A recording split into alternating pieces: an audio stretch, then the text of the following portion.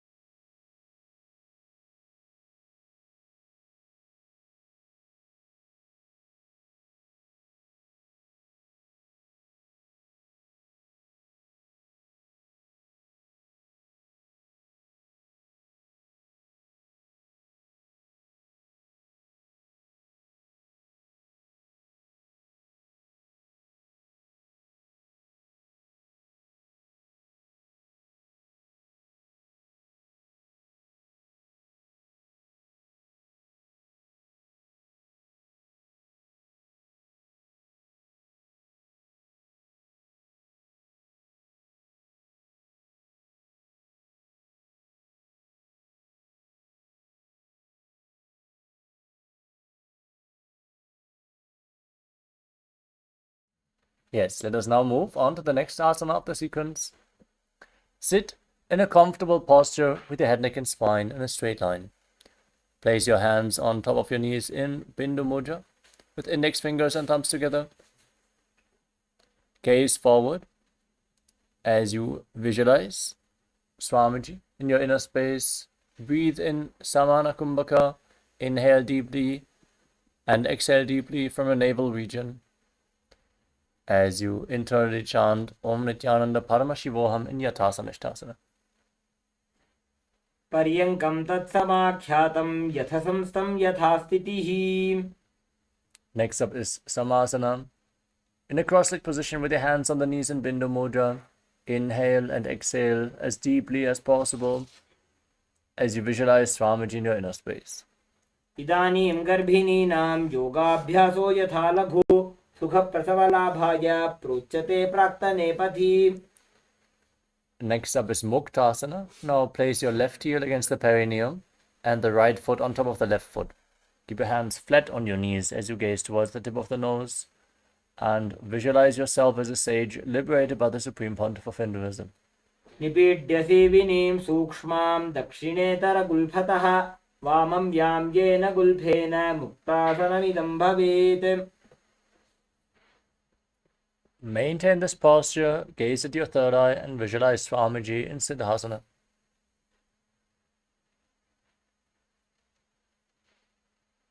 स्थानस्य संयमितेन्द्रियोचरदृशा पश्यन् भ्रुवोरन्तरं चैतन्मोक्षकपातभेदजनकं सिद्धासनं प्रोच्यते. Now shift your gaze to the ground in front of you. Engage Mahamudra Bandha as you visualize Swamiji in Siddhi Asana. वामपादके इडीजानो सीवनिमधिदासु कोठानो. Now keep your hands on the knees in Bindu Mudra, gaze towards your third eye and visualize yourself as Lord Rudra in Rudrasana 2. वामचरण परिदक्षिण राखे एक जुगति ऐसे विधि दाखे. Next up is Santadhunasana. Now, with the hands on the knees in Bindu Mudra, gaze towards your nose and embody tranquility and an unshakable nature. आसन की गुण मन की जनचलता meet. Now bring your hands in front of your navel, cup one palm over the other in Samputa Mudra, resembling a closed lotus flower, as you visualize Swamiji in Siddhasana 2. ऋजुकाय समासीन सिद्धासनमुदीरितं प्रसार्य भुवि पादौ तु दोर्भ्यामङ्गुष्ठमादरात्. Next up is Bandhayoni Asana. Maintain your legs in the same position. Set the Sankalpa to manifest through the womb of creation as you get ready to enter Shanmukhi Mudra. Inhale all the way and hold your breath. Then lock your mouth with little and ring fingers, the nostrils with the middle fingers, eyes with your index fingers, and your ears with your thumbs. यत्र मध्ये महादेव बन्धयोन्यासने शृणु यत्कृत्वा खेचरो भूत्वा विचरेद् ईश्वरो यथा. Now place your right foot on top of the left thigh and the left foot below the right thigh. Keep your hands on your knees in Bindu Mudra with index fingers and thumbs together as you embody the state and space of bravery in Virasana. एकं पादमथैकस्मिन् विन्यस्योरुणि संस्थितः इतरस्मिन् स्तता चोरुं वीरासनमुदीरितम्. Maintain the position, gaze up towards your third eye and visualize Sage Valmiki, the great poet and author of Ramayana in Valmikasana. डाबा पग की पगथली पुनि एड़ी है जोज. Next up is Joni Mudrasana. Now, keep your hands flat on your knees. Gaze towards the tip of your nose as you visualize Yoni Mandala, the visual representation of Devi Paramashiva Shakti in Joni Mudrasana. वामपाद की पगथली जाहि माहिली core. Now shift your gaze up towards your third eye and visualize Yoni Mandala, the visual representation of Devi Paramashiva Shakti in Yoni Asana. योन्यासनं पर्वतेन योगं योगफले नीलं तत्कालफललं तावत् खेचरो यावदेव हि.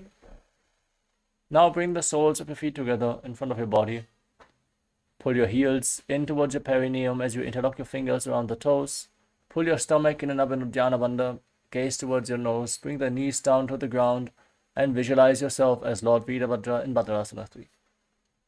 गुल्फौ च वृषणस्यादः सीवन्त्याः पार्श्वयोः क्षिपेत् सव्यगुल्फं तथा सव्ये दक्षगुल्फं तु दक्षिणे. Now gaze up towards your third eye. Curl your tongue back and push it upwards in Kechari Mudra as you place your left hand on the left knee and cover your mouth with your right hand. Close your left nostril with the index finger and inhale through the right. Then close both nostrils. Hold your breath. Exhale through the left nostril and then again inhale through the left. Invert the breathing flow again and again in Abhyantara Kumbhaka as you visualize yourself as an Agori in Agodasana. पूर्व कहो भिश्रिका जोजी वाही विधि जो कीजे sooji.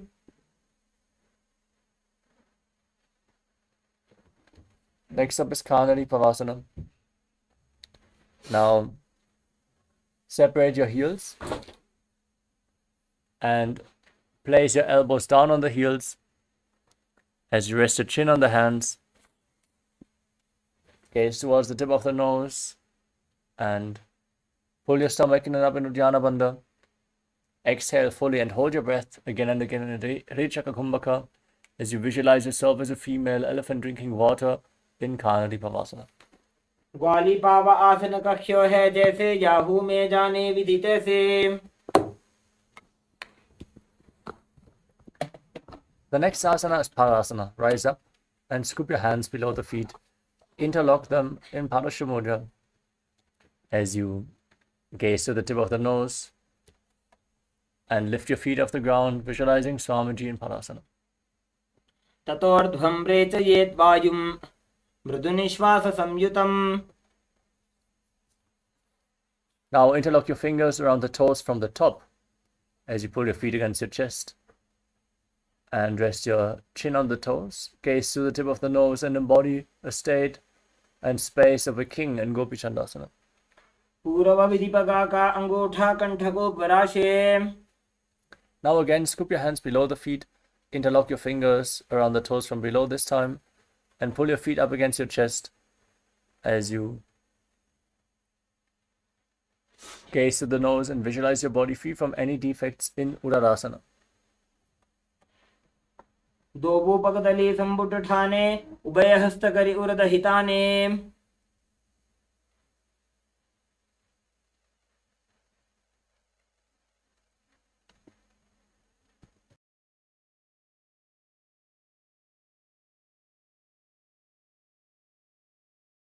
Now lift your feet even higher up in front of your face.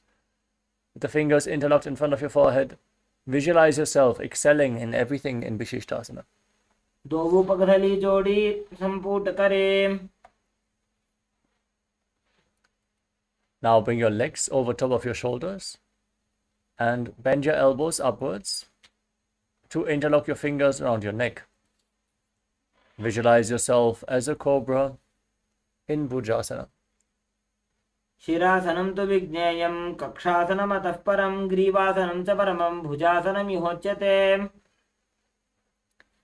Now keep your legs over top of your shoulders and bring your hands down behind your back. Try to interlock your fingers behind your back as you gaze towards the tip of the nose and visualize yourself as a beautiful, auspicious goddess in Kalyanasana.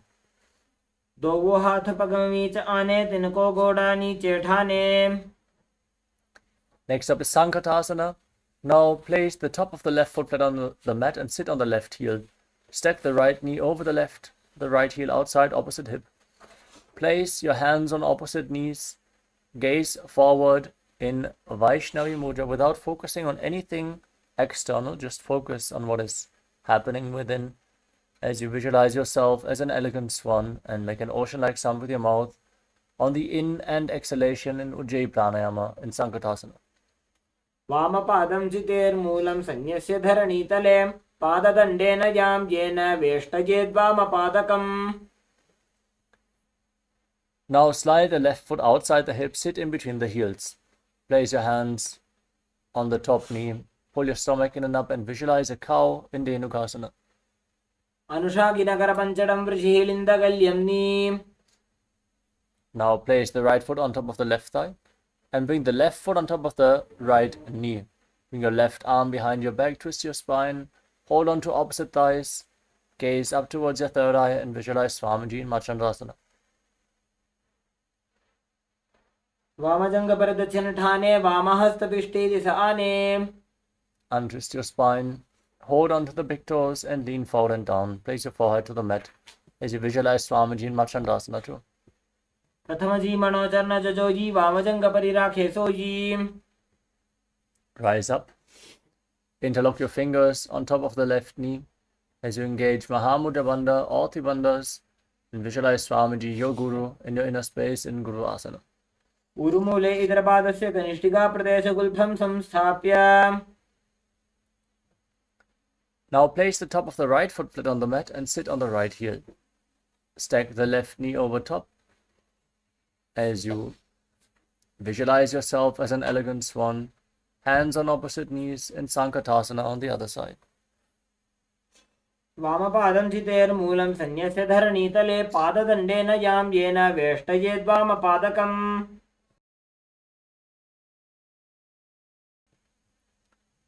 Now repeat Dhenukasana. Bring the right foot outside the hip. Sit in between the heels. Hands on the top knee. Pull your stomach in and up and visualize a cow. अनुषागिनकरपञ्चडं वृषिलिन्दगल्यम्नि. Now slide the left foot on top of the right thigh and bring the right foot on top of the left knee. Bring the right arm behind your back. Twist your spine. Hold on to opposite thighs. Gaze to your third eye and visualize Swamiji in Machandasana. वामजंग पर दक्षिण ठाने वामहस्त पिष्टे दिश आने.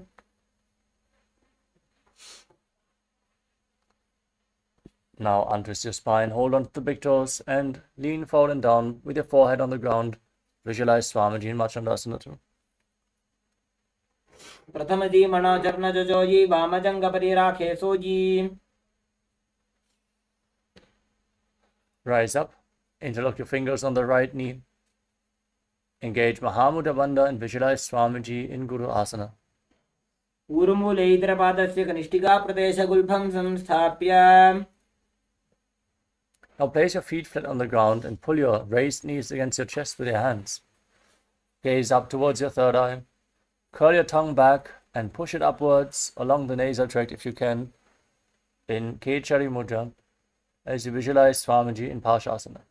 पादतले भूमौ निधाज्य जानन्यूरसि निधाज्य विपरीतहस्ताभ्यामूरु सहित जंगे निबध्य. Now hold on to opposite wrists as you rest your chin on the knees. Gaze to the nose, push your tongue back and up, and visualize yourself residing in an abode of bliss in Bodha Shukasana.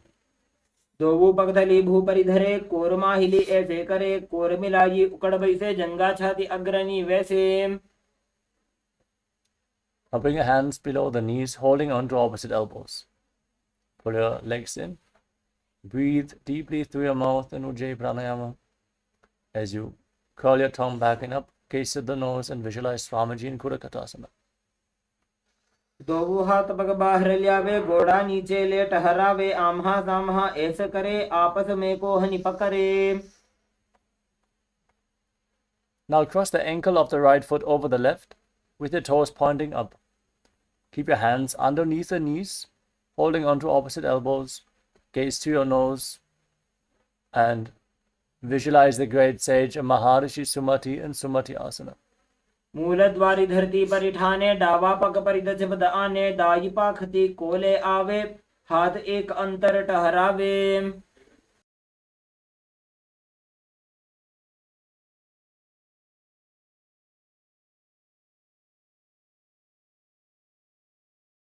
Now extend your legs forward and interlock your fingers. Raise your arms up with the wrists pointing outwards. Keep your knees straight as you engage Mahamudra Bandha or Tribandhas. Gaze to your nose and visualize Swamiji in Dandasana. इदानीं गर्भिणीनां योगाभ्यासो यथा लघु सुखप्रसवलाभाय प्रोच्यते प्राक्तनेपथि. Now lean forward and down and hold on to the big toes in Prana Mudra with index and middle fingers. Bring your head down towards the knees. Inhale through one nostril and exhale through the other alternatingly in Nadi Shodhana as you visualize Swamiji in Arambhasana. दोवु पग मिलिवा पसारी पगा का अंगूठा पकड़ी लीला टकोड़ा लगावे. Now slightly separate your feet and raise your knees as you bring your hands below the shins and hold on to the soles of your feet from the outside. Bring your head down as you gaze to your third eye and visualize Swamiji in Bidukasana.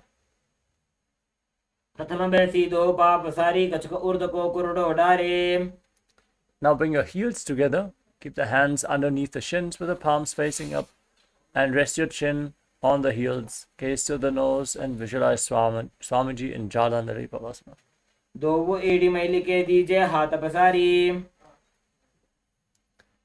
Now extend your legs out in front as you lift one leg behind your neck. Lean forward and hold onto the front foot with both hands. Breathe in Pratyahara Pranayama. Feel the upward movement of your prana from the soles of the feet to the regenerative organs, the navel, the heart, the heart, the throat, the uvula, the center of the eyebrows, the top of the forehead, and the Brahmaranda. In Pratyahara Pranayama, as you visualize Swamiji in your inner space. पश्चिमता नवत् संस्थितिं कृत्वा एकं पादं ग्रीवायां धृत्वा तिष्ठेत्.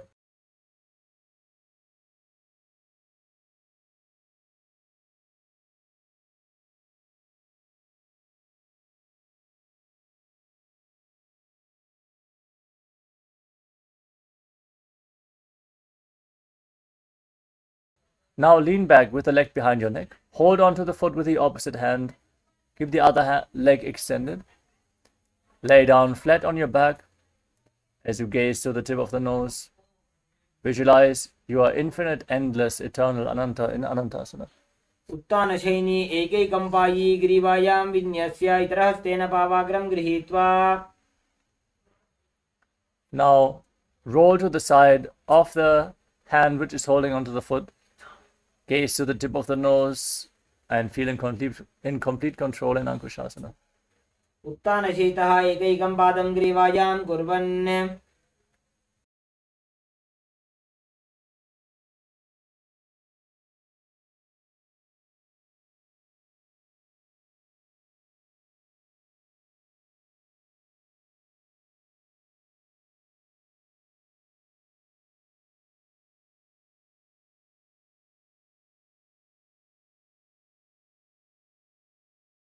The next asana is Tridushasana.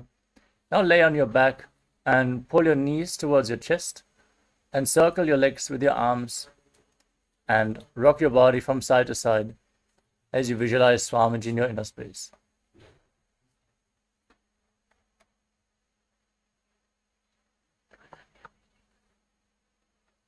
उत्तानशयनं जानुनी हृदयेवष्टम्भ.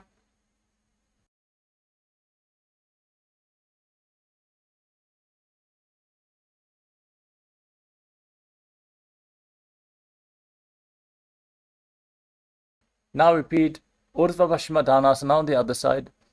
Now lift the other leg behind your neck and lean forward and down. Hold onto the front foot with both hands as you visualize Swamiji in your inner space. पश्चिमता नवत् संस्थितिं कृत्वा एकं पादं ग्रीवायां धृत्वा तिष्ठेत्. Now lean back with the leg behind your neck, the other leg extended forward. Gaze to the nose and visualize you are infinite, endless, eternal, Ananta. उत्तानशयनी एकैकं पायी ग्रीवायां विन्यस्य. Now roll onto the side, gaze to the nose and feel in complete control in Ankushasana. उत्तानशयितः एकैकं पादं ग्रीवायां कुर्वन्. The next asana is Yoga Nidrasana. Now lay down on your back and lift your legs up behind your neck. Then interlock your hands around your lower back. If you cannot bring your legs over top of your head, you can cross them in front of your body and pull them towards your chest or bring them over your shoulders. Gaze to the nose and visualize Swamiji in Yoga Nidrasana. पादाभ्यां वेष्टयेत् कण्ठं हस्ताभ्यां पृष्ठबन्धनं तन्मध्ये शयनं कुर्यात् योगनिद्रा सुखप्रदा. Now bend your arms upwards and interlock your fingers around your neck as you gaze to your nose and visualize Lord Vishnu blessing you from within. आत्मा राम आसन प्रथम सुधोसो वे. Next up is Kochikasana. Laying on your back, extend your arms out to the side. Pull your knees up against your chest with the soles of the feet facing up towards the sky. Gaze up towards your third eye as you visualize Swamiji in your inner space and still breathe in Pratyahara Pranayama. तो वो हाथ सीधा सा करे, तेरे सो ube से पा करे. Next up is the Jatara Parivriti, consisting of 3 steps. We're going to perform all 3 steps on one side and then repeat them on the other. Now drop one knee to the side, extend the opposite leg down. Then bend both knees to the side. Extend your legs to the side, hold on to the toes and turn your head in the opposite direction as you visualize Swamiji in your inner space. Then return to the center. Lift your knees against your chest.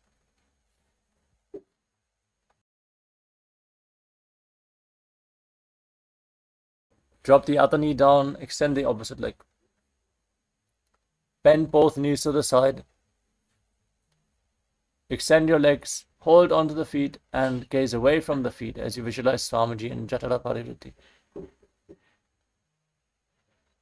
परिवृत्ते कुक्षि भागे त्रिधा हि परिकीर्तितः बद्धकोणं सुप्तकोणं ऊर्ध्वकोणम् अथापि च.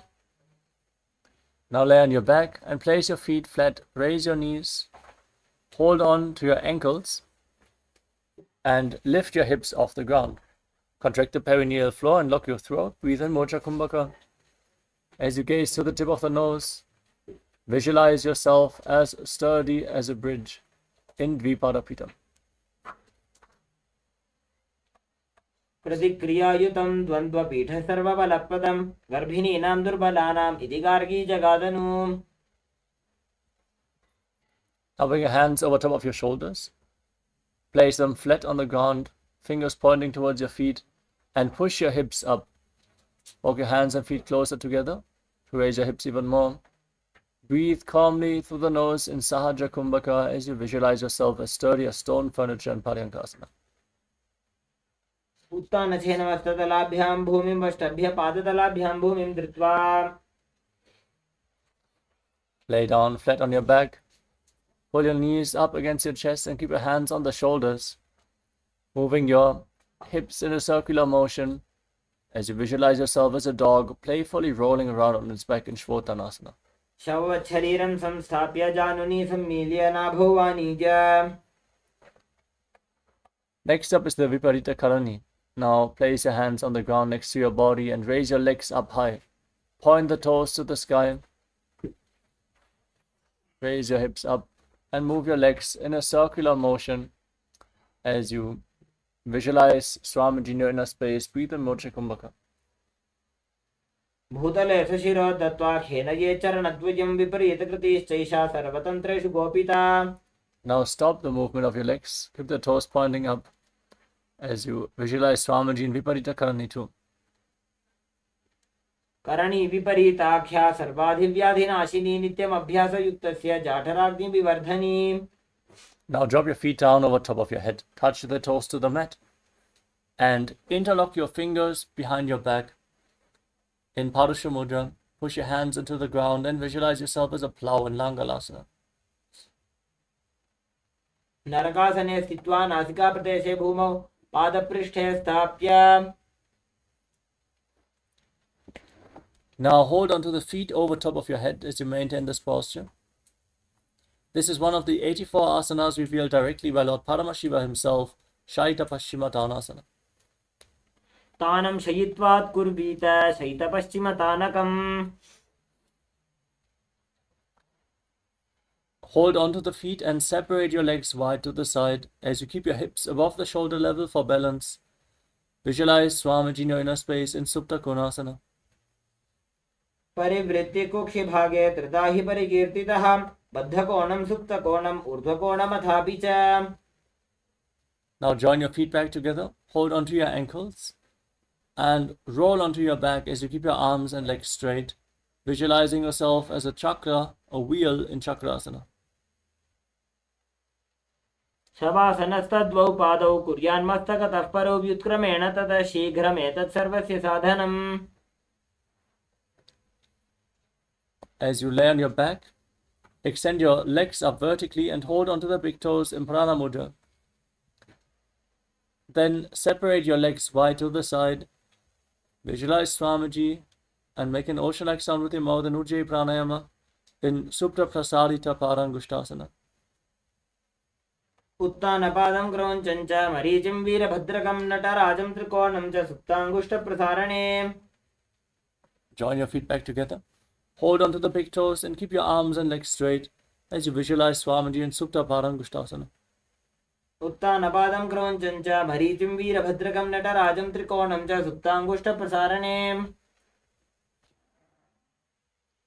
From Supta Parangushtasana, now cross your legs into Padmasana. Bring your knees to the mat and your hands over top of your head, holding onto opposite elbows. Gaze to your nose and visualize Matsya, the fish avatar of Lord Vishnu in Matsyasana.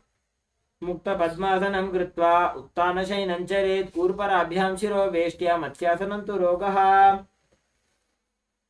Now place the back of the right hand on top of the left palm over top of your head with the palms facing up. Gaze to the tip of the nose and visualize Lord Rama in your inner space in Parasharamasana. प्रथम करे पद्मासन आचे सुधो सोबे भूपरिपाछे. Next up is Sarvangasana. As you raise your knees and your hips off the mat, supporting your lower back with your hands, elbows resting on the ground. Push your knees up as high as possible. Gaze to your nose, lock your throat, breathe in Mocha Kumbhaka.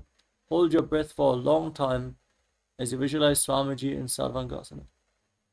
अथवा क्षेत्र संक्षेपात् सर्वांगासनम् उत्तमम्. Now lower your body down. Free your legs from Padmasana. Keep one foot on top of the opposite thigh and raise your knees up against your chest. Engage your core as you raise your arms up over top of your head. Hook your fingers forward, lock your chin to the chest.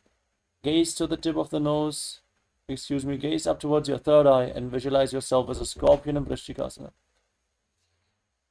प्रथमशेन सुधो शीशिके शिके सन्धि सुदाखे. Now exchange the position of your legs.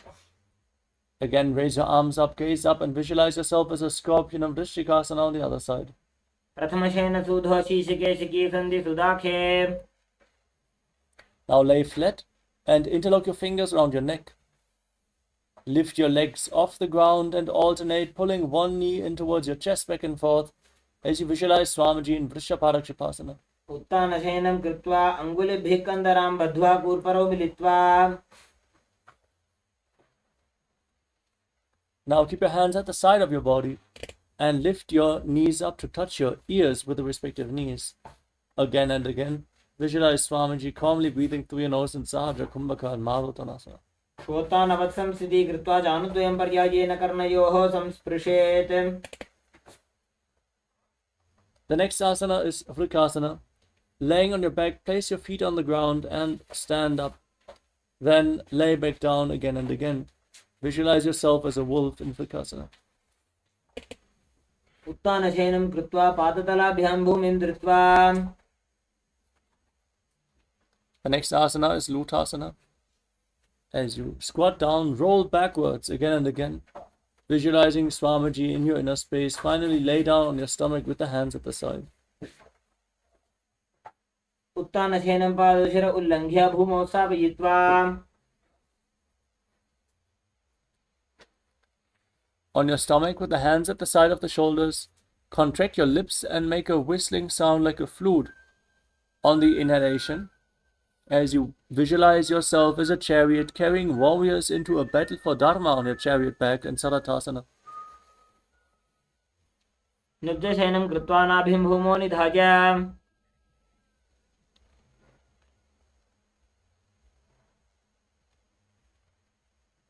Next up is Dehalyulanganasana. Now place your hands on the ground and push your body back up into the plank position. As you jump your feet in between the hands back and forth, visualize yourself transcend body and mind.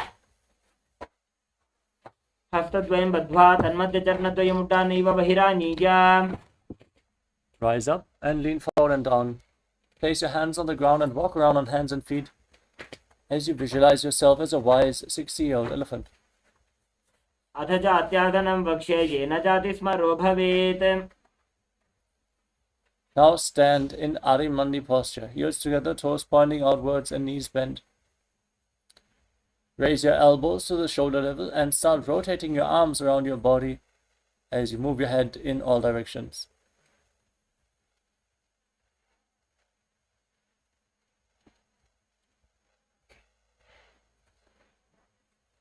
Next up is Tarpana.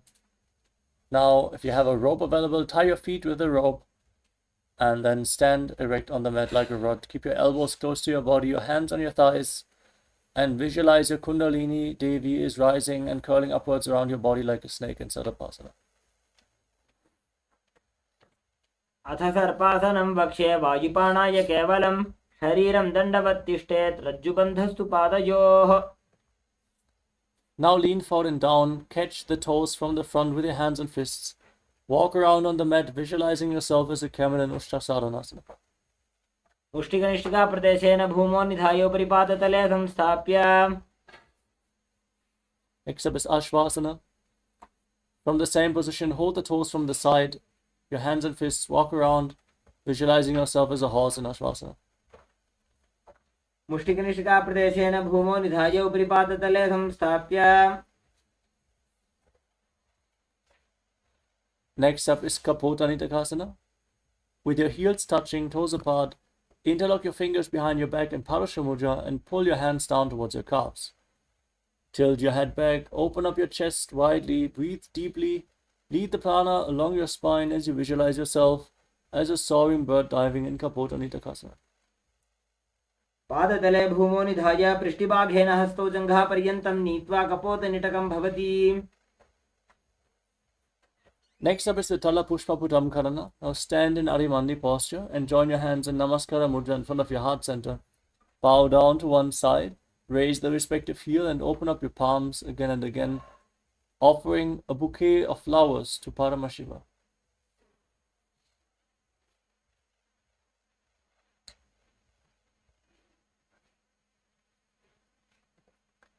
Next up is Khadgasana. As you stand on the mat, gaze to your nose and visualize yourself as a rhinoceros as you lay down on your stomach and jump your feet back up towards your hands and stand with your hands extended in Namaskara Mudra, resembling the horn of the rhinoceros. आसनं कृत्वा पादतलाभ्यां भूमिं वष्टभ्य उत्तिष्ठेत्.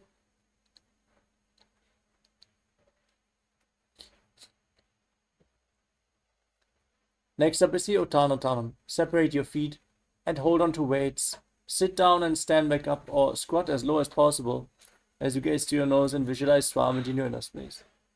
पुनः पुनः उत्थातव्यम् अस्थितव्यम् इति उत्थानोत्थानं भवति.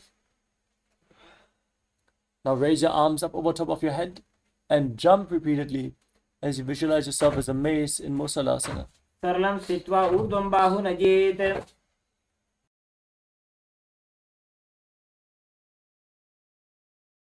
Next up is Utsheshakasana. Now hold one foot with both hands and pull it towards your chest as you sit down and stand back up on the other leg. Alternate the sides as you gaze to your nose and visualize Swamiji in your inner space.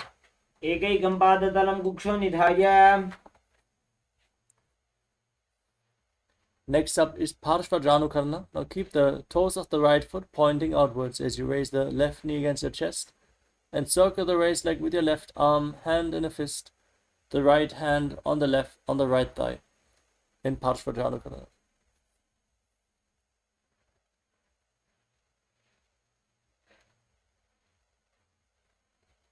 Next up is Tandavasana. Hold on to some weights to intensify this asana. As you visualize yourself fiercely dancing as Lord Shiva, extend your arms out and the left leg as you sit down and stand back up. एकेन पादेन स्थातव्यं ताण्डवासनं भवति. Now bring the left foot in and against the right thigh with the heel against the perineum, hands at the side of the knees. Visualize Lord Brahma blessing you from within in Brahmanasana. ब्राह्मणासनमावक्ष्ये यत्कृत्वा ब्राह्मणो भवेत्.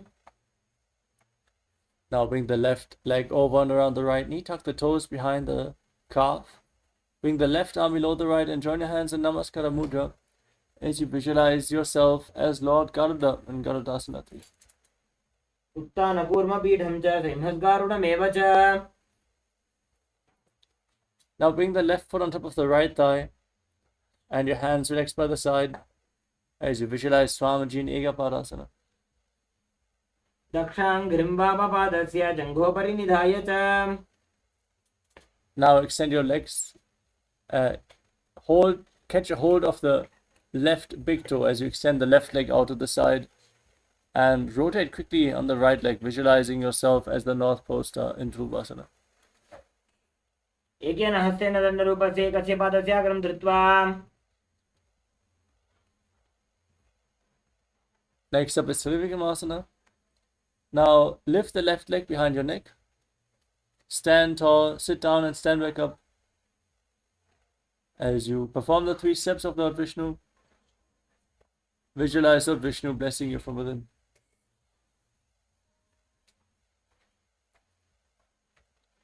ग्रीवायां पादं संस्थाप्य स्थातव्यम् उत्थातव्यं त्रिविक्रमासनं भवति.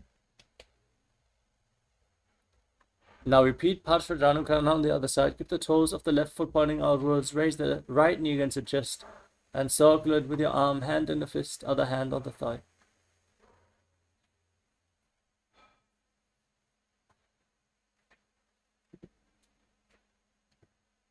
Now repeat Tandavasana. Extend the right leg forward and your arms as well. Sit down and stand back up, visualizing yourself fiercely dancing as Lord Shiva. ग्रीवायां पादं संस्थाप्य स्थातव्यम् उत्थातव्यं त्रिविक्रमासनं भवति.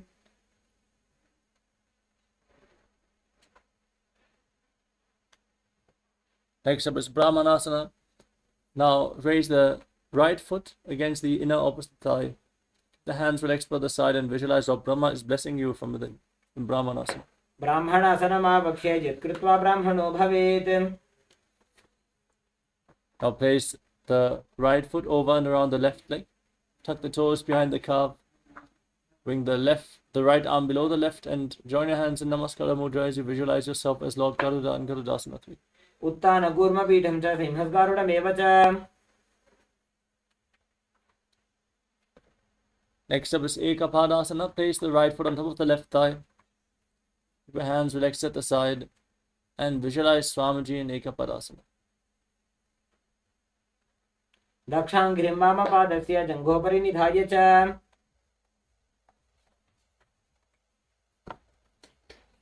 Next up is Dhruvasana.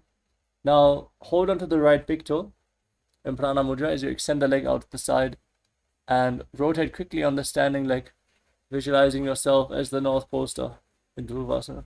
एकेन हस्तेन दण्डरूपस्य एकस्य पादस्य अग्रं धृत्वा. Now lift the right leg behind your neck. Stand tall, sit down, stand back up. Hold on to a solid object for support if needed as you visualize that Vishnu is blessing you from within in Trivikramasana. ग्रीवायां पादं संस्थाप्य स्थातव्यम् उत्थातव्यं त्रिविक्रमासनं भवति.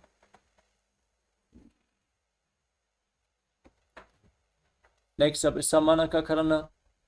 With your heels touching, toes pointing outwards. Keep your hands at the side of your hips. Fingers pointing one by one, slightly extended away from the body. Breathe deeply and calmly.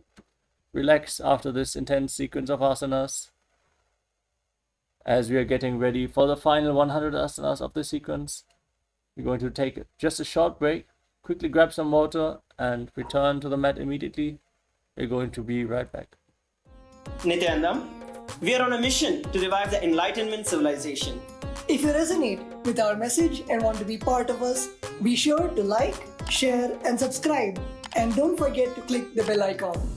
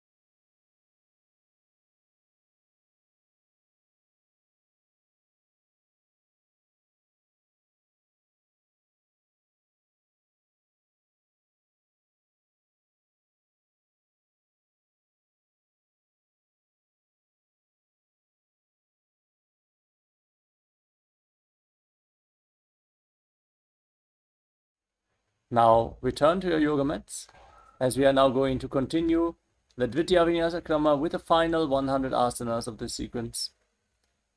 Separate your feet and squat down as you bring your arms from the outside in between the legs and interlock your fingers in front of your navel in Parasha Mudra.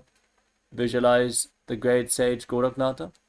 As you perform the Jivachala Kumbhaka, inhale deeply, hold your breath and freely move the retained prana within your body in Jivachala Kumbhaka by the force of your will in Gorak Anjali Asana. Pratamahi ubo hoje bahuri nicho puni hobe.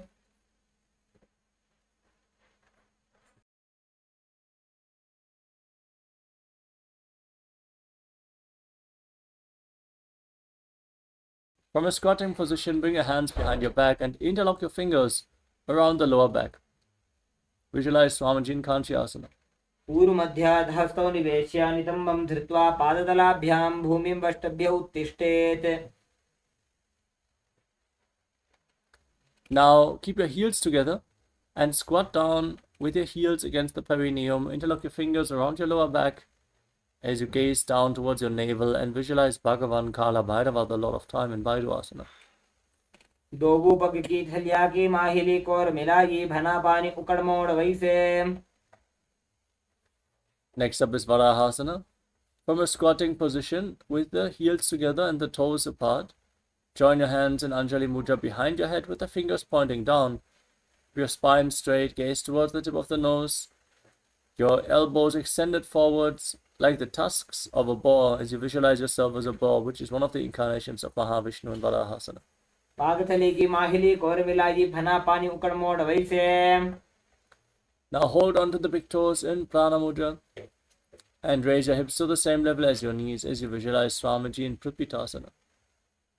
पार्श्वद्वय सम्मील्य स्थित्वा नितम्बं जानप्रदेश आनीज्य. Now place your hands on the ground, shoulder width apart. Bring your knees onto your arms, towards your armpits, lean forward onto your arms and balance as you visualize yourself as a crow in Bakasana. हस्ताभ्याम् अवनिमवष्टभ्य जानुद्वयं नाभौ सम्मील्य. The next asana is Sushtanga Kapali Asana. With your hands on the ground, now place the head on the mat as well. Get ready for another inverted posture. Set yourself up in front of a wall if needed, as you align the hips with the shoulders, keeping the knees on the elbows and raise your legs up. Then cross your legs into Padmasana. Gaze to the nose as you visualize Swamiji in Sushtanga Kapali Asana. आसन को गुण कपाल आछो होई. Lower your legs down and come to a kneeling posture with your heels outside the hips, the toes touching behind your back. Place your hands on the knees, gaze towards the tip of your nose and visualize that you are sitting in the secret seat with Paramashiva and Guru in Guptasana. Janor गोरंतरे पादौ कृत्वा पादौ च गोपयेत्. The next asana is Vrikshasana too. Now place your hands on the ground and raise your legs up over top of your body into a handstand posture. Lean against the wall for support if needed. Everyone should perform this asana to purify all the 7 chakras. As you visualize yourself as a tree with deep roots growing into the ground in Vrikshasana too, breathe calmly through your nose. सप्तचक्रक्षालनाय vrikshasana विशेषकान्. From the handstand, bring your hands and feet closer together. Gaze to your third eye and visualize Tejas, shining light, is flowing towards your third eye, rejuvenating your body, bringing divine radiance to your being in Shibu Asana. Dogu पग जोड़ी माही Gulf मिलाए. Now lower your body down with your hands on the ground, shoulder width apart. Lower your body down to the mat and push it back up again and again as you visualize yourself as a fish in Matsyasana too. नुब्जं शयनं कुर्परो पार्श्वभागाय मूर्धकृत्य. Now lay on your stomach and place your hands on the hips as you lift your head from side to side. Visualize and move your body like a snake in Sarapasana too. नुब्ज शयनं कृत्वा हस्तौ नितम्बं संस्थाप्य पादौ दीघीकृत्य. Next up is Niralambanasana. Now place your elbows on the ground in front of you. Join your hands In Padma Mudra and rest your chin on the hands. Place the top of your feet flat as you feel self-supported and completely independent in Niralambanasana. कराभ्यां पङ्कजं कृत्वा तिष्ठेत् कुर्परयासुधीः मुखमुन्नमनुच्चायी निरालम्बनमासनम्. Next up is Chaturasana. Now place your hands flat on the ground. Bend your knees, raise your feet, then straighten your arms, raise your upper back towards the feet as you visualize yourself as an umbrella protecting your guru from the sun rays in Chaturasana. अध्यासनवत् स्थित्वा हस्ततलाभ्यां भूमिं वष्टभ्य. Now come to a kneeling posture. Sit on your heels with the top of the feet flat on the mat. Extend your arms out in front. Cup your palms, place them on the ground, and place your forehead on the mat as you gaze through the nose and visualize yourself as Vajra, the weapon of Indra, symbolizing indestructibility in Vajrasana. इदानीं गर्भिणीनां योगाभ्यासो यथा लघु सुखप्रसवलाभाय प्रोच्यते प्राक्तनेपथि. Now raise your hips up, straighten your legs into Gajrasana position, and alternate striking the ground with your hands as you visualize yourself as a powerful ram in Meshasana. इदानीं गर्भिणीनां योगाभ्यासो यथा लघु. The next asana is Ajasana. Place your hands on the ground, shoulder width apart, and raise your legs up over top of your body, slowly lowering your face down towards the ground as you visualize yourself as unborn, existing for all eternity in Ajasana. गजासन संस्थितो पादद्वयमन्तराळे कृत्य. Now come to a kneeling posture. Hold on to your toes as you pull them in towards your perineum. Then place your hands on the knees. Gaze to your nose and visualize Swamiji in your inner space as you calmly breathe through your mouth while making an ocean-like sound in Ujjayi Pranayama in Dhanantarasana. ऊरव विधि परिहाता की काकसी से फना शरा मोड़ी. Now interlock your fingers in front and move your arms in all directions. Up, down, left, right, giving massage to every muscle and joint of your body. Then interlock the fingers behind and repeat the movement as you visualize Swamiji in Angamotanam. हस्तयोः अङ्गुलीर्बद्ध्वा हस्तयोर्मध्यात्सर्वमङ्गं निष्कासयित्वा. Next up is Garudasana form. Now keep your heels outside the hips and the toes pointing to the side. Sit in between your heels with the thighs and calves on the ground, hands on the knees, and visualize yourself as Lord Garuda flying Lord Vishnu and Lakshmi on his back in Garudasana form. जङ्घोरुभ्यां धरां पीड्य स्थिरकायो द्विजानुना जानु परिकरद्वन्द्व गरुडासनमुच्यते. Next up is Ananda Mandirasana. Now join the soles of the feet behind and separate your knees wide apart. Sit in front of your heels with the front of the buttocks on the ground. Hold on to your ankles. Gaze up towards your third eye and visualize yourself residing in the blissful space of a temple in Ananda Mandirasana.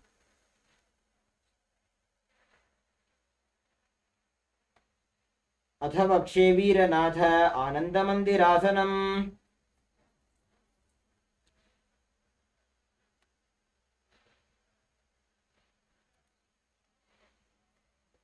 Next up is Mandukasana. Now cross your feet and place your hands underneath the knees as you sit on the heel. Press your tongue up flat against the palate of your mouth in Manduki Mudra. As you pull your stomach in and up in Uddiyana Bandha, visualize yourself as a frog in Mandukasana too. पृष्ठं सम्पीड्य गुल्फाभ्यां जान्वङ्गे सवलयाकृतिः हस्तौ पादतले क्षिप्तो मण्डूकं पाददोषहृत्. Now tuck your toes and sit on raised heels with your palms on the ground in front of your body, thumbs touching. Gaze to the tip of the nose. Stick your tongue out and exhale forcefully again and again as you visualize yourself as Lord Narasimha, the lineman avatar of Lord Vishnu, in Narasimhasana. दोबू फणा पाणी होय वैसे AD Mailer गुदा निवैसे.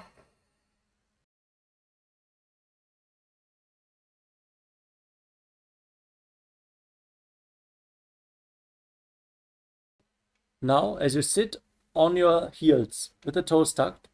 Cover your mouth with your hands and bring the thumbs underneath the upper teeth as you close your mouth. Inhale through the right nostril and exhale through your mouth as per your capacity again and again in Vishlaka Pranayama. Gaze to the nose and visualize yourself as Devi, victorious over all your fears in Vishlakasana. दो पगा की एड़ी जोजी गोड़ा फणो बाण पुनि होई. Next up is Makadasana. Now, bring the soles of the feet together behind, toes pointing back. Sit on the heels with your hands towards your armpits, imitating as if you are a monkey stretching itself. Gaze to your third eye as you visualize yourself as a playful monkey in Makadasana.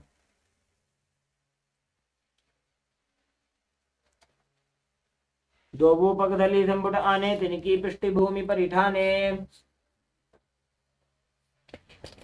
Next up is Vajrasanganasana. Tuck the toes, bring the soles of the feet together, and separate your knees wide apart. Hold on to opposite elbows behind your back. Gaze to the tip of the nose, and embody diamond-like strength for you and your Sangha, your spiritual community. प्रथम पणा पाणी होय वैसे दोवो एड़ी गुदानी वैसे गोड़ा उभा राखे थिए आड़े वाजे पसारे धीर. Now cross your feet. Keep your knees on the ground slightly separate. As you place your hands on the ground next to your body, sit on the raised heel. Pull your stomach in another Uddiyana Bandha. Gaze to the tip of the nose and visualize perfect health beyond any and all physical or mental ailments in Kanjanasana. खञ्जनासन मा वक्षे यत्कृत्वा सुस्थिरो भवेत् पृष्ठे पादद्वयं बद्ध्वा हस्तो भूमौ प्रधारयेत्. Maintain your legs in the same position, but place your hands on the knees. Keep your upper back and neck stiff like the shell of a turtle as you gaze to your nose, and visualize yourself as a turtle with a stable body and mind to live for centuries in Kurmasana.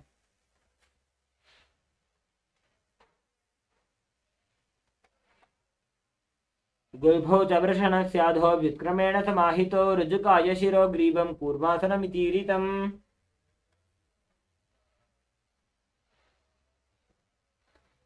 Next up is Yogasana. Now maintain your body in the same position. Relax your upper back and neck. Gaze to the nose and visualize Swamiji in your inner space. गुदं नियम्य गुल्फाभ्यां व्युत्क्रमेण समाहितः योगासनं भवेदेतदिति योगविदो विदुः.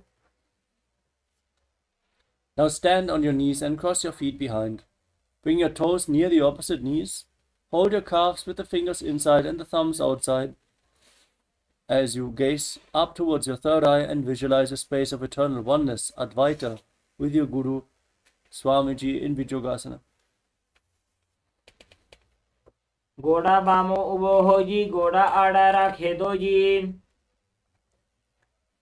The next asana is Ushtasana too. Now place the top of the feet flat on the ground, hold your heels and lean back. Push your hips forward, tilt your head back, and visualize yourself as a camel. मेरुदंड ग्रंथि दाढ़्य संपिपादयि शुप्पुमान्. Now lean back further, place your elbows and the back of your head on the ground. Gaze towards the nose as you visualize yourself as a lotus blooming.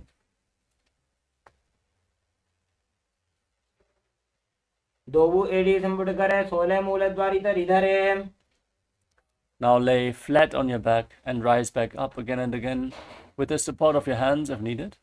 Gaze to the nose and visualize the healing and liberation of all causal subtle forms of your body in Viratasana. जंघा पृष्ठभूमौ निधार्य जंघोदरयोः ऊरुनि संस्थाप्य.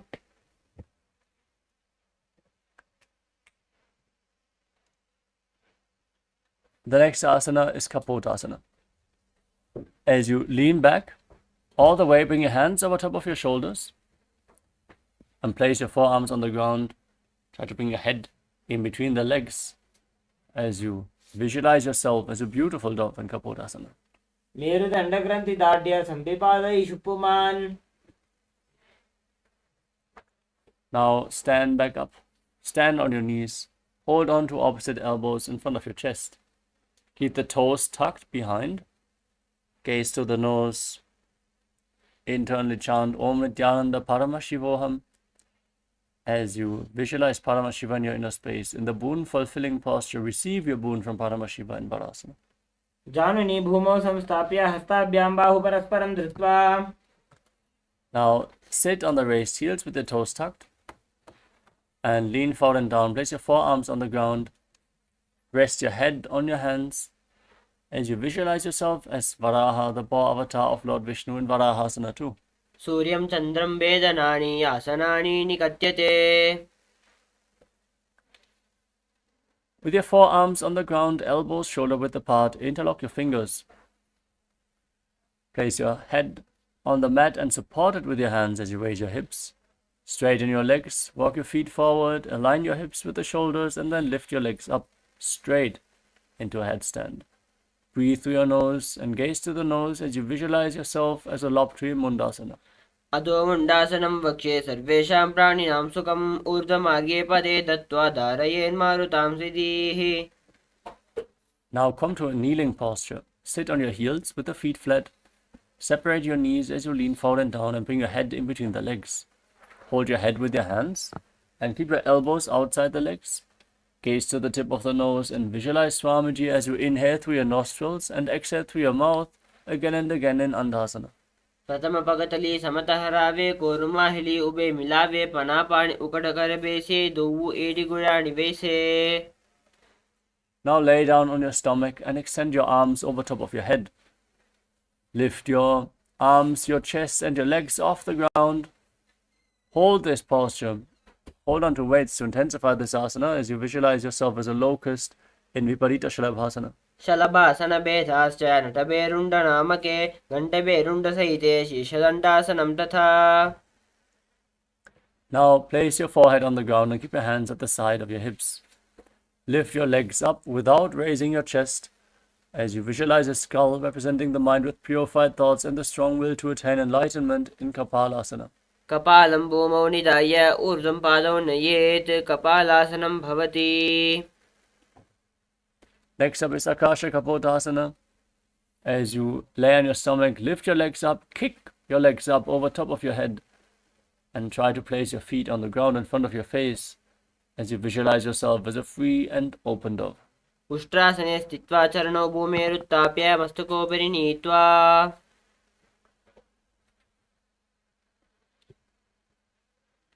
Now come to a kneeling posture and place your forearms on the ground in front of your body. As you rest your navel on the knees, gaze forward, be sturdy, and visualize yourself as a sparrow in Chatakasana. पूर्वपरपर्यन्तौ हस्तौ धरामवष्टभ्य जानुनी नाभौ संकुञ्च. Next up is Vrishikasana too. Now with your forearms on the ground, kick your legs up over top of your body, bend your knees and try to touch the back of your head with your feet as you visualize yourself as a scorpion. विच्छेव पुच्छप्रतिमां कृपार्श्वे धृत्वा स्वशीर्षे चिबुकं विधार्य कौ.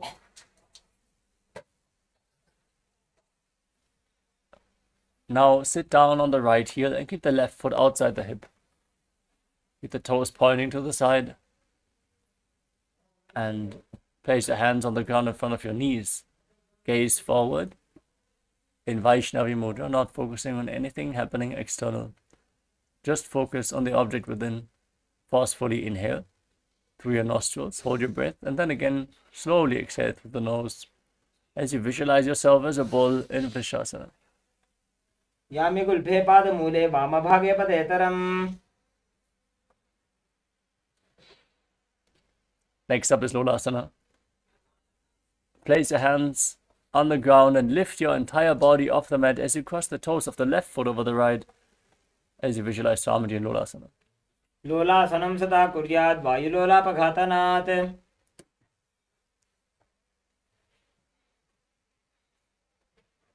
Now sit down on the left heel and keep the right foot outside the hip as you repeat Vrishasana, the bull posture on the other side. याम्य गुल्फे पादमूले वामभागे पदेतरं विपरीतं स्पृशेत् भूमिं वृषासनमिदं भवेत्. Now place the right foot flat with the knee raised against the chest. Tuck the toes of the left foot and sit on the left heel. Keep your hands on the respective knees, gaze forward in Vaishnavi Mudra as you visualize Bala Gunahai, one of the 84 siddhas in your inner space in Bala Gunasana.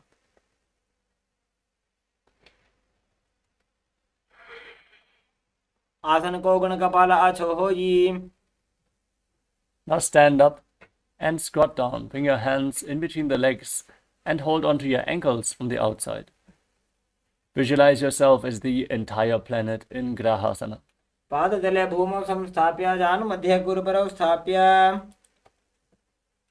Next up is Bala Gunasana on the other side. Tuck the toes of the right foot, sit on the right heel, and keep the left knee against your chest. Hands on the knees, and visualize Bala Gunahai, one of the 84 siddhas in your inner space. आसन को गुण जल विकार जाई. Next up is Utkatasana. Now step both feet in and sit on raised heels. Keep your knees together, hands on top of the knees, holding on to weights if you want to intensify this asana. Visualize Swamiji in your inner space in Utkatasana. युजास्पिजो स्तीयत ऊर्वजानु यत्रासने पादतलद्वयो परि. Next up is Vajrasangarasana 2. Now bring the soles of the feet together and separate your knees. Hold on to opposite elbows behind your back as you visualize Swamiji in your inner space. प्रथम फना पानी होए जैसे दोवो एड़ी गुदा निवैसे गोड़ा उभा राखे थिया आड़े वायव सारे धीर. Now place your palms on the ground and step your feet onto the back of your hands. As you keep your arms straight, squat down all the way, gaze to your nose, and visualize you are able to live off of air alone in Anilasana. दोवो हाथ भूमि पर ठाने कहुनी जाड़ी ना भी लगा आने. Now place the back of your hands on the ground and step your feet onto your palms. Wrap your hands around the feet like shoes and walk around on the mat, visualizing yourself wearing padukas and walking all across India in Padukasana. हस्ततलयोः पादतले कृत्वा तिष्ठेत् गच्छेत् पादुकासनं भवति. Now place your hands on the ground and raise your legs up high and let them fall back down again and again, visualizing yourself as a rooster in Kukkutoddanasana. हस्ततले भूमौ कृत्वा पादतले च ऊर्ध्वमुड्डानं कृत्वा. Now with your hands on the ground, raise your legs up high and dance around on two hands, feeling yourself become free of all inhibitions in Viparita Nrityasana. हस्ततलाभ्यां भूमिं वष्टभ्य ऊर्ध्वपादाग्रे कुर्वन्. Now stand up, separate your feet and lean forward and down, one hand on the ground, the other hand by the ear. Be stable and sturdy in this posture. Breathe calmly through your nose in Sahajra Kumbhaka and visualize Swamiji in Kunjarasana. अथ वक्षे Mahadev कुञ्जरासनमुत्तमम्. Exchange the position of the hands. Place the other hand to the ground as you visualize Swamiji in your inner space in Kunjarasana on the other side. अथ वक्षे Mahadev कुञ्जरासनमुत्तमम्. Next up is Karambasana. Squat down with the heels together close towards your perineum. Lift your toes off the ground. Try to keep your buttocks raised. Hold onto your ankles and balance on your heels as you visualize yourself as a Kadamba tree, a pious tree that promotes a long life in Karambasana.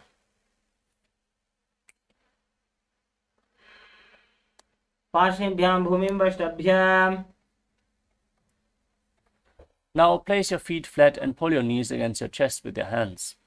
Breathe deeply through your nose as you visualize any excess vata being released from or balanced within your system in Pavana Muktasana. द्वयोस्तु पादयोः पाणिं लात्वा स्वस्वनितम्बके. The next asana is Chakodasana. Now lift one leg behind your neck. Keep your hands at the side and extend the opposite leg forward and up. Lift your entire body off the ground, balance on your arms as you gaze to your third eye and visualize yourself as a powerful source of energy. पूर्वतानं चतुष्पादपीठं वज्रासनं तथा. Now hold onto the big toes in Prana Mudra and pull the right foot towards your ear as you visualize yourself as a bow in Dhanurasana 2. पादाङ्गुष्ठौ तु पाणिभ्यां गृहीत्वा श्रवणावधि. Now lift the right leg over top of your shoulder. Hook the left foot on top of the right as you lean forward. Balance on your arms. Lift your body up and extend the legs out to the side, visualizing yourself as a flying crane in Ashtavakrasana. वासिष्ठपथकौण्डिन्यम् ऊर्ध्वकुक्कुटमेव च. Now place the right foot flat and place the left foot on top of the right thigh. Keep your right shoulder underneath the raised knee. Push the left knee to the ground. Gaze up towards your third eye as you visualize you are immortal and able to exist solely from prana in pranasana. एतत् प्रभेदं वक्ष्यामि करोति यः स चामरः. Next up is Paramashivoham. Bring the left leg outside the hip and step the right foot over the left knee. Bring your left elbow around the raised knee with the hand below to interlock your fingers behind your back. Twist your spine, gaze towards your third eye and visualize Sage Matsenanata in Paramashivoham. पार्श्वाभ्यां धृत्यते यास्तु पार्श्वमत्स्येन्द्रमुत्तमम्. Next up is Chakrasana on the other side. Now lift the left leg behind your neck. Hands by the side, extend the right leg forward and lift your entire body up off the ground as you gaze to your third eye, visualizing yourself as a powerful source of energy. पूर्वतानं चतुष्पादपीठं वज्रासनं तथा. Now hold onto the big toes and pull the left foot back as if you're pulling a bowstring. Visualize your body as a bow in Dhanurasana 2. पादाङ्गुष्ठौ तु पाणिभ्यां गृहीत्वा श्रवणावधि. Now lift the left leg over your shoulder and hook the right foot on top of the left foot. Lift your entire body off the ground as you extend the legs to the side and lean forward, visualizing yourself as a flying crane in Ashtavakrasana. वासिष्ठमथकौण्डिन्यम् ऊर्ध्वकुक्कुटमेव च. Now place the left foot flat and place the right foot on top of the left. Bring your left shoulder underneath the raised knee and push the right knee to the ground as you gaze up and visualize you are immortal, able to exist solely on prana and pranasana. पार्श्वाभ्यां धृत्यते यास्तु पार्श्वमत्स्येन्द्रमुत्तमम्.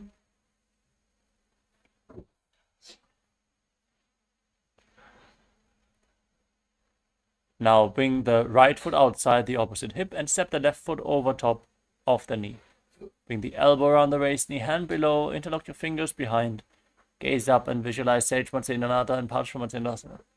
वामो रोमोलार्पितदक्षपादो जान्वो बहिर्वेष्टितदक्षदोष्णा.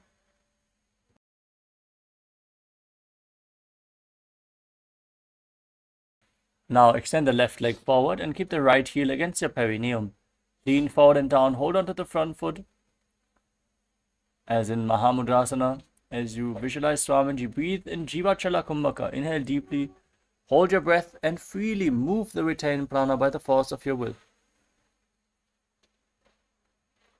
एकं पादं प्रसार्य एकं पादस्य पार्श्वनासीवने सम्पीड्य. Now keep the right leg outside the hip with the foot flat, knee on the ground. Catch the left foot and lift it up in front of your face. Keep the knee as straight as possible as you visualize yourself as a crane in Crouchasana. उत्तानपादं क्रौञ्चं च मरीचिं वीरभद्रकं नटराजं त्रिकोणं च सुप्ताङ्गुष्ठप्रसारणे. Now extend the right leg forward, keep the left heel against the perineum, lean forward and down, hold on to the front foot and visualize Swamiji in your inner space. एकं पादं प्रसार्य एकं पादस्य पार्श्वनासीवने सम्पीड्य. Now bring the left leg outside the hip, the foot flat, knee on the ground. Hold onto the right foot as you lift it up in front of your face and visualize yourself as a crane in Crouchasana. उत्तानपादं क्रौञ्चं च मरीचिं वीरभद्रकं नटराजं त्रिकोणं च सुप्ताङ्गुष्ठप्रसारणे. Now bring your legs into a cross-leg position with your feet in between the thighs and calves. Keep your hands relaxed on the knees. Gaze to the tip of your nose as you embody peace, well-being, good fortune and prosperity. Visualize a swastika in Swastikasana. जानुर्घोरन्तरे सम्यक् कृत्वा पादतले उभे ऋजुकाय समासीन स्वस्तिकं तत्प्रचक्षते. Next up is Godakshasana. Now maintain the same position, but cover your heels with your hands and lock your chin to the chest. Gaze at the tip of the nose as you visualize the great sage Goraknath in Godakshasana.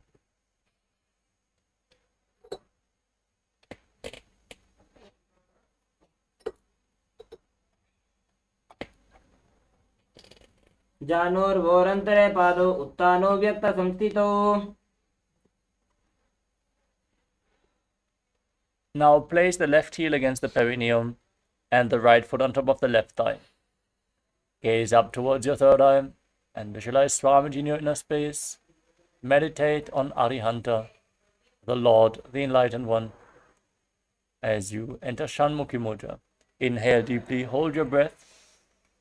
Then lock your mouth with the little and ring fingers, your nostrils with the middle fingers, eyes with your index fingers, and your ears with your thumbs in Bhagasana 2.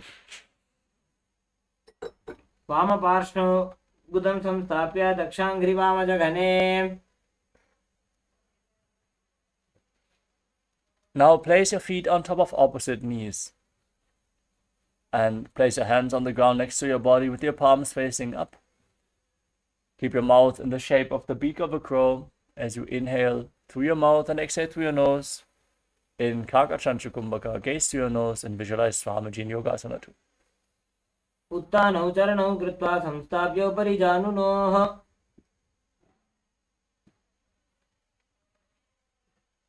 Next up is Urdhva Kukkutasana. Now, rotate your hands, place your palms on the ground, and lift your entire body up as you visualize yourself as a rooster. वासिष्ठमथ कौण्डिन्यम् ऊर्ध्वकुक्कुटमेव च.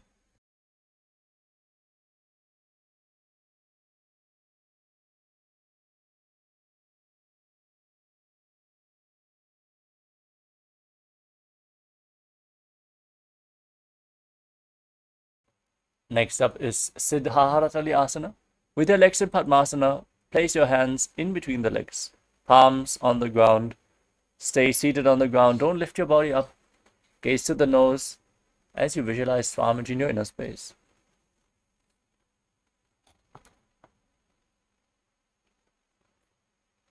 प्रथम पद्मासन को करे हस्तु दो Ghodasan दिधरे. Next up is Hamsasana. With your hands on the ground in between the legs, lift your body off the ground and pull your knees up towards your shoulders. Balance on your arms as you gaze to the nose and visualize yourself as an elegant swan. Kukkutasana स्थित्वा स्कन्धपर्यन्तं ऊरूनि नीत्वा. The next asana is Karmukasana. Slightly raise your hips off the ground and push your hands through the legs. Lean forward and place your head on the ground as you interlock your fingers behind in Parusha Mudra, visualizing yourself as Pinaka Lord Shiva's born Karmukasana.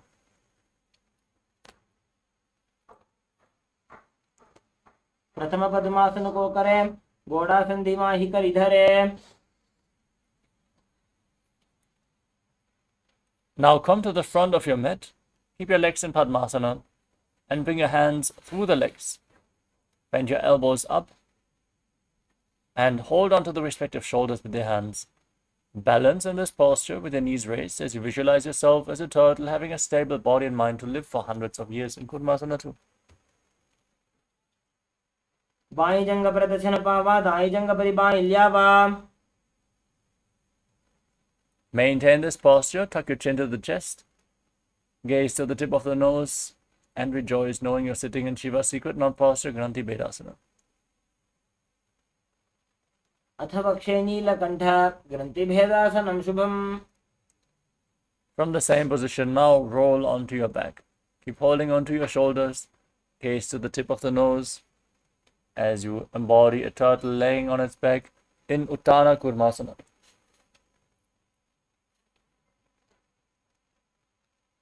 Kukkutasana बन्धस्थं कराभ्यां धृतकन्धरम्. Now kick your body back up. Bring your hands through the legs. one palm flat on the ground, hold its wrist with the other hand, and lift your body up on one arm, balance as you visualize yourself as a rooster in Pangu Kukkutasana. कुक्कुटासने स्थित्वा एकेन हस्तेन अन्यस्य मणिबन्धं धृत्वा Now place the other palm on the ground, hold its wrist, lift your body up, repeat Pangu Kukkutasana on the other side. कुक्कुटासने स्थित्वा एकेन हस्तेन अन्यस्य मणिबन्धं धृत्वा. Next up is Kritasana. In Padmasana, place your elbows down on the toes. Interlock your fingers and rest your chin on your hands with the thumbs against the throat, visualizing that you have gone beyond all greed and covetous. कुक्कुटासने स्थित्वा एके जानोर्वोरन्तरे सम्यक् कृत्वा पादतले उभे. Now, keep one hand over the other, palms facing up, and rest your hands on your lap. Sit in a meditative space. Gaze towards the tip of the nose as you engage all three bandhas, Mahamudra Bandha. Visualize Swamiji in Padmasana 3. उत्तानो चरणो विधाय विधिवत् शक्तिस्थितो योगिरात्. Now place your hands on the respective knees and gaze towards the tip of the nose. Contract the perineal floor. Internally chant Om Nityananda Paramashivoham as you visualize Paramashiva with 25 heads, 50 arms, 75 eyes in Padmasana form.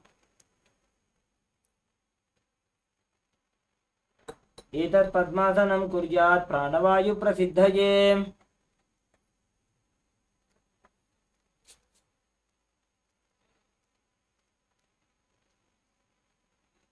Next up is Karmukasana 2. Maintain your legs in Padmasana. Keep the right hand in Prana Mudra. Hold on to the big toe and move it round and round as you pull your elbow back as if you're pulling a bowstring. Keep the left hand on the knee. Then repeat the movement on the other side as well, visualizing yourself as Pinaka, Lord Shiva's bow in Karmukasana 2. अथान्यासनमावक्ष्य योगपूरकरक्षणात्. Now cross your arms behind your back and catch the big toes in Prana Mudra as you remain seated in Padmasana. Engage Mahamudra Bandha, gaze to the tip of the nose and visualize yourself as Pinaka, Lord Shiva's bow in Karmukasana 3. कार्मुकासनमाक्षित्य उदरे पूरयेत् सुखम्. Maintain this position, keep holding onto the big toes as you raise your head and chest, gaze upwards and visualize yourself as the action of Paramashiva's third eye destroying anything you come across in the Riddhasana.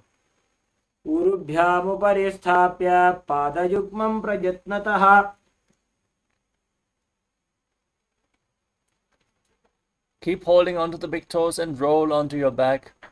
Relax in Padmasana, your arms crossed behind your back. Gaze to the tip of the nose. Breathe calmly in Sahajra Kumbhaka as you visualize yourself as a snake in Nagrasana.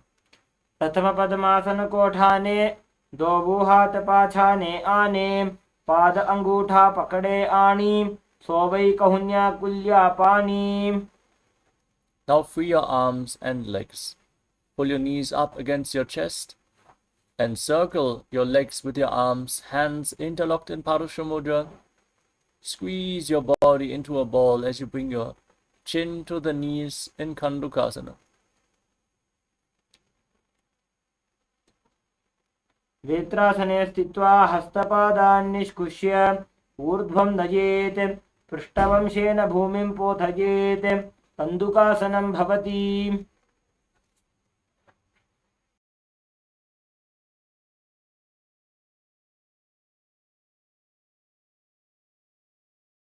Now place your feet flat on the ground and lay on your back.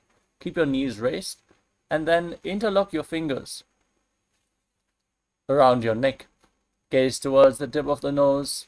Breathe calmly in Sahajra Kumbhaka as you visualize Swamiji in Urdhva Pavanasana. प्रथमे सूधो San करावे गोड़ा उभा राशि मिलावे उल्फमाहिला अंगुष्ठ doji करे एक समेल रसोजी. Next up is Marakata Pitasana. Now bring your hands underneath the heels with your palms facing upwards. Push your hips off the ground, contract the perineal floor, and lock your throat. Push the air upwards but prevent it from escaping the lungs. In Murcha Kumbhaka, hold your breath for a long time. Forcefully push the air into the Sushumna Nadi, the central Nadi of your spine, as you visualize yourself as a powerful alpha ape in Marakata Pitasana. उत्तानशयनं पादतले उत्तानहस्तयोः स्थापयेत् पृष्ठभागमुत्तमयेत्. Next up is Uttana Shikipitakasana. Bring your hands towards your lower back and raise your hips up high. Extend your legs and support your body weight with your elbows.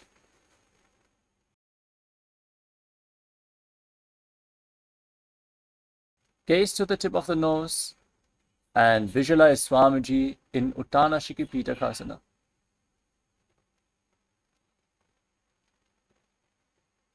जङ्घोरुबलहीनश्चेत् उत्तानशिखिपीठकम्.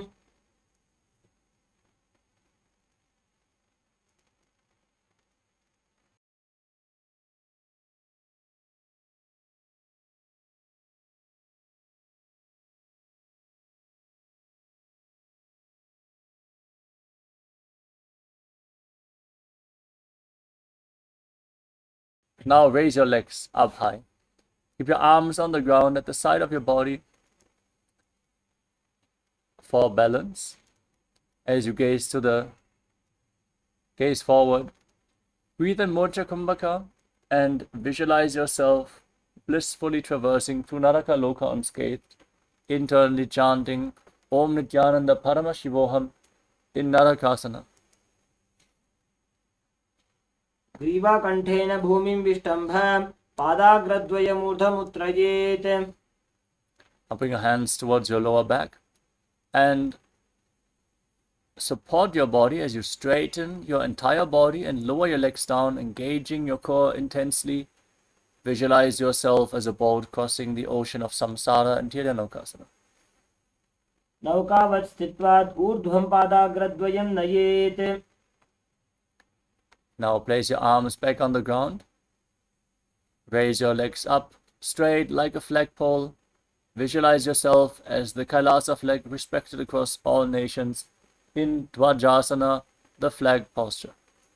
तिर्यन्नौकावत् ग्रीवापृष्ठकूर्परैः भूमिं वष्टभ्याम्. Now lay down flat on your back in the final asana of this sequence, Mritasana.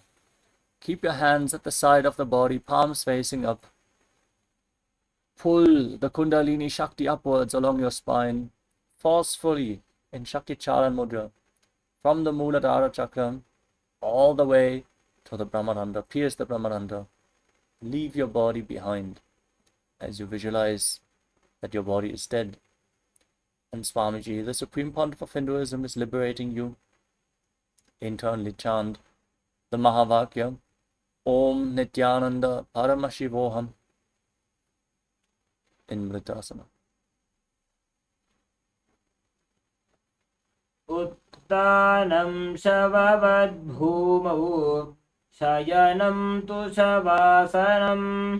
शवासनं श्रान्तिहरं चित्तविश्रान्तिकारणम्.